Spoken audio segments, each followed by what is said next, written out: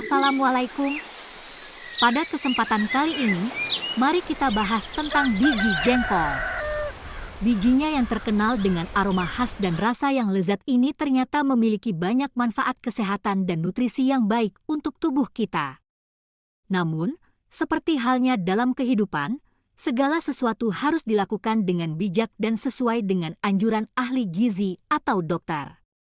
Mari kita pelajari lebih lanjut tentang biji jengkol dan bagaimana cara mengonsumsinya secara sehat dan tepat. Apakah yang kamu tahu tentang jengkol? Jengkol adalah sejenis makanan khas Indonesia yang terbuat dari biji jengkol. Biji jengkol biasanya dimasak terlebih dahulu sebelum diolah menjadi berbagai macam masakan, seperti sambal jengkol, rendang jengkol, dan semur jengkol. Jengkol biasanya memiliki rasa yang kuat dan khas, serta aroma yang khas dan kuat. Meskipun jengkol menjadi makanan yang populer di Indonesia, beberapa orang mengalami masalah pencernaan setelah mengonsumsinya. Hal ini disebabkan oleh kandungan asam amino dalam biji jengkol yang sulit dicerna oleh tubuh. Oleh karena itu, disarankan untuk mengonsumsi jengkol dengan bijak dan tidak berlebihan. Selain itu, jengkol juga memiliki banyak manfaat kesehatan, seperti mengurangi kadar kolesterol dalam darah, membantu mengontrol gula darah, serta mengandung banyak vitamin dan mineral yang baik untuk tubuh.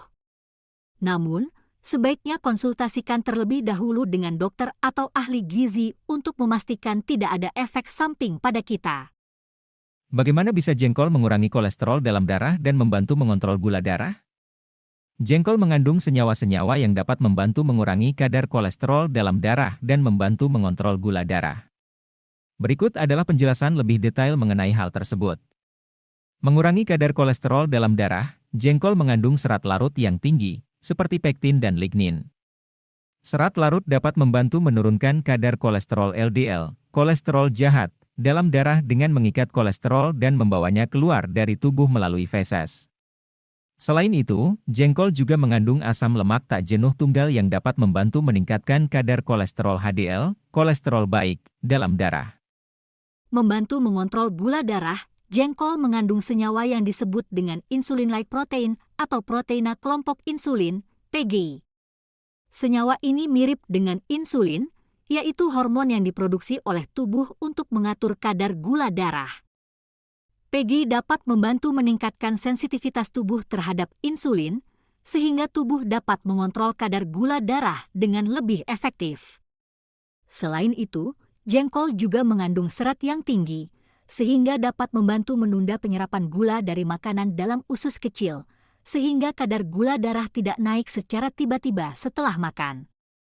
Meskipun jengkol memiliki manfaat untuk kesehatan, tetapi karena biji jengkol mengandung senyawa yang sulit dicerna, beberapa orang dapat mengalami masalah pencernaan seperti perut kembung dan gas usus setelah mengonsumsinya. Oleh karena itu, sebaiknya mengonsumsi jengkol dalam jumlah yang tepat dan tidak berlebihan.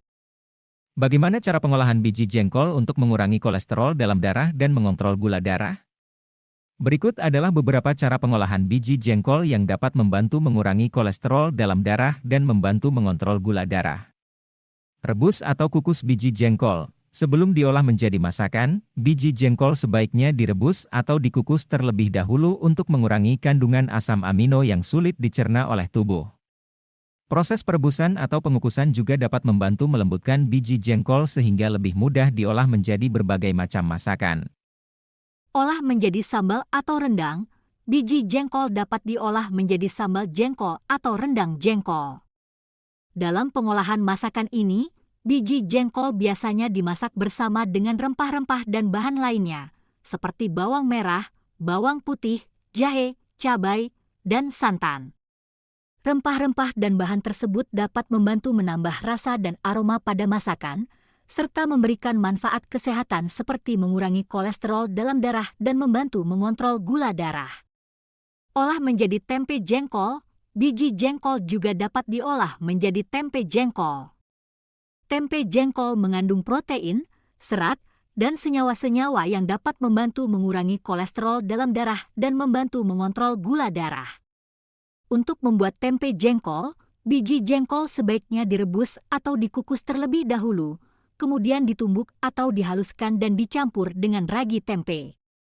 Setelah itu, adonan tempe jengkol diinkubasi selama beberapa hari hingga menjadi tempe. Konsumsi dalam jumlah yang tepat. Meskipun biji jengkol memiliki manfaat kesehatan, namun karena kandungan asam amino yang sulit dicerna, sebaiknya mengonsumsi biji jengkol dalam jumlah yang tepat dan tidak berlebihan. Konsumsi biji jengkol yang berlebihan dapat menyebabkan masalah pencernaan seperti perut kembung dan gas usus. Penting untuk diingat bahwa cara pengolahan biji jengkol mungkin berbeda-beda tergantung dari masakan atau produk yang ingin dibuat. Oleh karena itu, sebaiknya mencari resep masakan atau cara pengolahan biji jengkol yang tepat dan sesuai dengan selera masing-masing. Apa yang terjadi bagi orang dengan penyakit asam urat mengonsumsi jengkol? Orang yang menderita penyakit asam urat sebaiknya membatasi konsumsi jengkol atau menghindarinya karena jengkol mengandung asam urat yang tinggi. Asam urat adalah produk sampingan dari pemecahan purin dalam tubuh.